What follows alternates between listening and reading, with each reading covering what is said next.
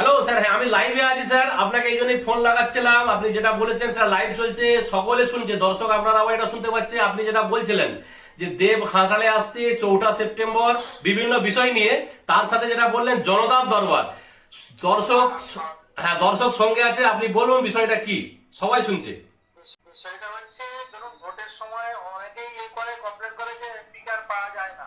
আচ্ছা। কিন্তু বিষয়টা হচ্ছে যে এমপি সাহেব চাইছেন যে যেদিন উনি ঘাটালে আসবেন, হ্যাঁ মানে জনতা দরবার একটা প্রোগ্রাম রাখতে চাইছেন, যাতে মানুষ তাদের বিভিন্ন বিষয় নিয়ে যাতে এমপি কে সরাসরি কথা বলতে পারেন। 1-1.5 ঘন্টা ওইখানে একটা সাংসদ কার্যালয় যেটা আছে সেখানে একটা প্রোগ্রাম রাখা হচ্ছে, সরাসরি সাংসদের সঙ্গে কথা বলতে পারবে এবং অভাব অভিযোগ জানাতে পারবে। ঠিক আছে? আচ্ছা স্যার, এটা সকলে শুনছে, লাইভ দেখছে সবাই। আপনার সাথে আমার কথা হচ্ছে।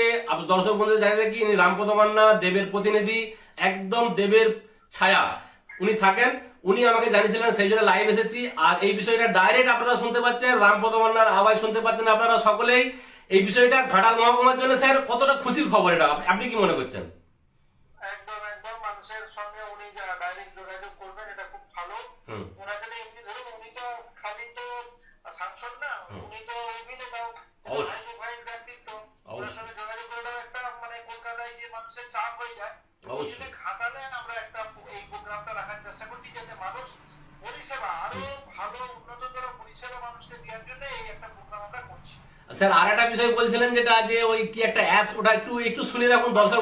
পরে বলছি, ওটা পরে জানাচ্ছি, ওটা আমরা রেডি করতে পারি না, আমরা জানাচ্ছি যাতে ওই যে ফোন নাম্বার দেওয়া থাকবে ওতে যাতে সাংসদের কাছে বিভিন্ন অভিযোগ দাবি দেওয়া বা যা কিছু জানাতে পারবে, ওটা আমরা পরে জানাচ্ছি। পরে ওটা ওটা তৈরি, ওটা রেডি ফাইনাল হলে পরে জানাবেন, তাই তো? হ্যাঁ হ্যাঁ হ্যাঁ জানাবো। মানে দেবকে বলো। ধন্যবাদ সবাইকে, শ্রোতাদের, আপনার বাংলা রাজ্যের শ্রোতাদের সকলকে অসংখ্য ধন্যবাদ। Thank you sir, thank you, ধন্যবাদ স্যার।